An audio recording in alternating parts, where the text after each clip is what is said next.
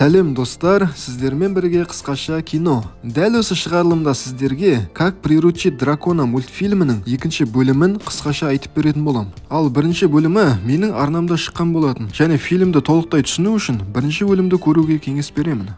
Ты мне веришь, брат? Мы все осилим.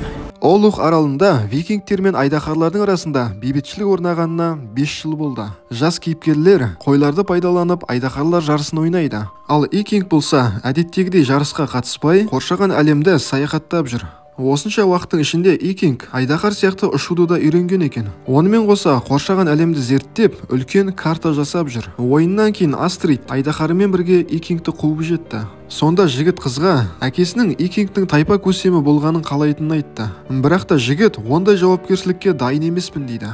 Вождь, это так почетно! Я бы обалдел от счастья! Әңгімеден кейін олар алыстан үлкен түтінді көреді және дереу сол жерге барады. Осы кезде айдаһар аулаушылар Астридтің айдаһарын қолға түсірді және Икинг мен Астрид дереу айдаһарды құтқаруға келді. Бұл жерде Эрит есімді айдаһар аңшысы бар еді және ол түнгі қаһарды көргенде қатты таңғалды. Эриттің жұмысы айдаһарларды аулап, драгомен саудаласады. Ал драго дегеніміз барлық айдаһарларды, ал содан кейін бүкіл әлемді бақылауға алғысы келетін жауыз адам. Осыдан кейін Икинг мен Астрид айдаһарды босатып, Эриттен қашып кетеді. Жігіт үйіне келіп, әкесіне Драго Блудфисттің айдаһарлар әскерін жинағысы келетінін айтты. Сонда әкесі қатты шошып кетеді. Если он соберет армию драконов, боги, спасите нас всех.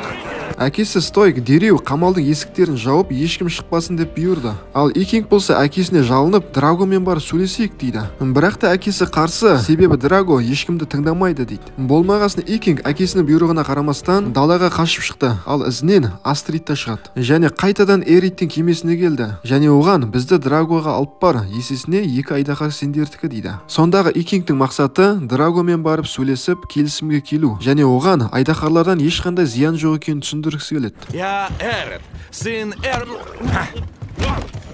Осы кезде әкесі Стойк келіп, тағы да баласын қайтуға көндіргісі келді. Бірақ та бала көнбейді. Сонда Стойк бұрын Драгомен болған бір оқиғаны айтып береді. Ертеректе Олух аралындағылар айдаһармен шайқасып жүргенде, Драго Блудфист деген бір адам келген екен. Және айдаһарларды жалғыз мен ғана басқарамын. Егер де маған бағынып бас есеңдер, мен сендерді айдаһардан құтқарамын деп айтқан екен. Бірақ та барлығы Драгоны келеке қылып күле бастады. Сонда Драго ашуланып сыртқа шықты. Ал ортаға айдаһарлар келеді. Және бөлмедегі адамның барлығын өртеп жіберген, ішінде тек Стойк аман қалды. Осыншама оқиғаны естісе де, Икинг Драгомен сөйлесемін деп ұшып кетті.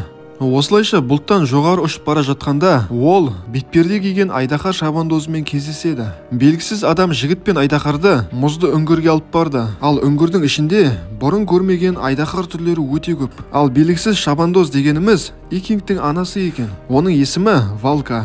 Баласы екеуі бірін-бірі көріп қуанады.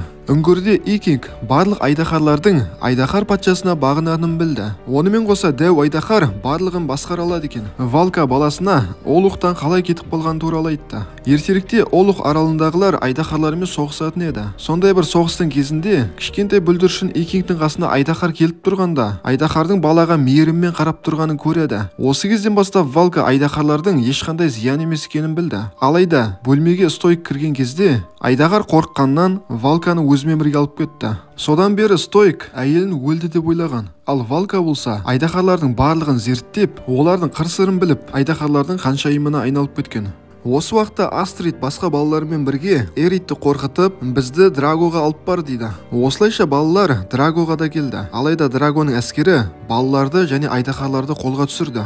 Осы кезде Драго Олух аралында өте көп айдаһарлар бар екенін естіді. Және Икингтің айдаһарларды басқаратынын естіп ашуланып кетті. Және кеменің бағытын өзгертіп, айдаһар шабандоздарына қарай бет алуды бұйырды. И легко завоюем Олух! Ал осыдан кейін Эритті өлтіріңдер деп бұйырғанда, Астридтің айдаһары Эритті құтқарып қалды. Икингтің әкесі Стойк ұлын айдаһарлар үңгірінен табады және оны Олухқа қайтаруға тырысады. Және сол жерден әйелінің әлі тірі екенін анықтайды. Осы кезде екеуі бір-біріне қарап, кезінде шырқаған ескі әнін қайтадан шырқайды. Ал кейін анасы Олухқа қайтадан оралып, бір отбасы болуға келіседі. Алайда Драго өзінің викингтер мен айдаһарларын ертіп, аралға шабуыл жасайды. Эрит өз кезегінде айдаһарлар мен балаларға көмектесуді шешті.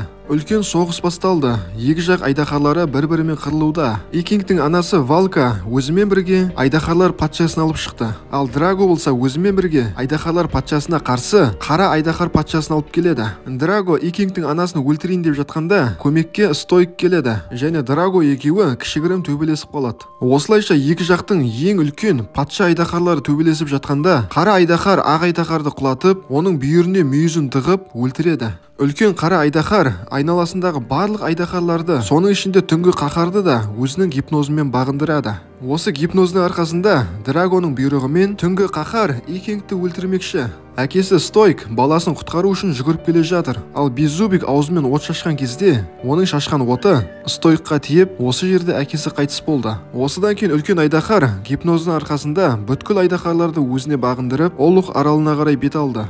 Викинг анасымен және достарымен бірге Стойкты викинг рәсімі бойынша жерлейді. Осылайша викингтер тайпасының басшысына айналды.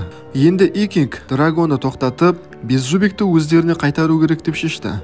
Барлық ересек айдаһарлар зұлымдықтың артынан ұшып кеткендіктен, викинг айдаһар сәбилерді пайдаланады. Өйткені олар ешкімге бағынбайды. Демек, бұл гипнозға қолжетімді емес деген сөз. Викинг достарымен бірге Драго мен оның әскерімен күресу үшін Олух аралына қарай ұшады. Осы жерде достарына үлкен айдаһарды алаңдата тұрыңдар, ал мен Беззубикті гипноздан шығарып көрейін дейді.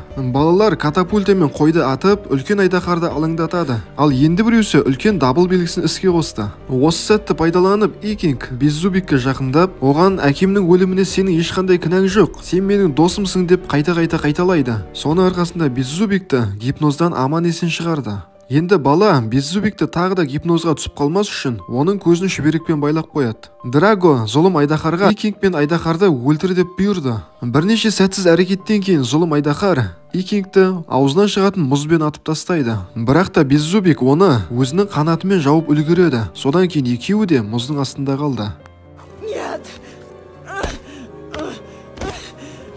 Бірнеше секундтан кейін мұздың ішінде көгілдір жарық жанып, Беззубик бүткіл денесімен мұзды ерту арқылы оны жарып жіберді.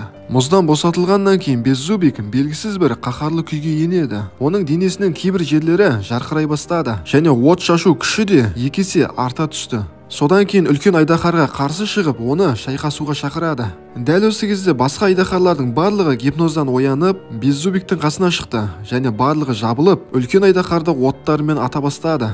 Беззубиктің соңғы соққысы үлкен айдаһардың оң жақ мүйізін сындырып тастады. Осы жағдайдан кейін Драго мен үлкен айдаһардың қашуына тура келді. Енді Драгодан қалған айдаһарлар да, Олухтағы айдаһар да және Валканың үңгіріндегі айдаһарлардың барлығы Беззубикті басшы деп мойындап, оның алдында бастарын иеді. Ал жігіт болса әкесі Стойктың айдаһарын Эритқа табыстайды. Викинг Астридті сүйеді. Олух аралы енді бостандықта. Енді жігіт викингтердің жаңа басшысы ретінде аралды қайта қалпына келтіретін болды. Осымен мультфильм аяқталды достар. Достар, бейне ұнаған болса арнаға тіркеліп лайк басып кетейік. Ал келесі видеоны бірінші болып көру үшін қоңыраушаны да басып қой. Келесі көріскенше аман сау болыңдар достар.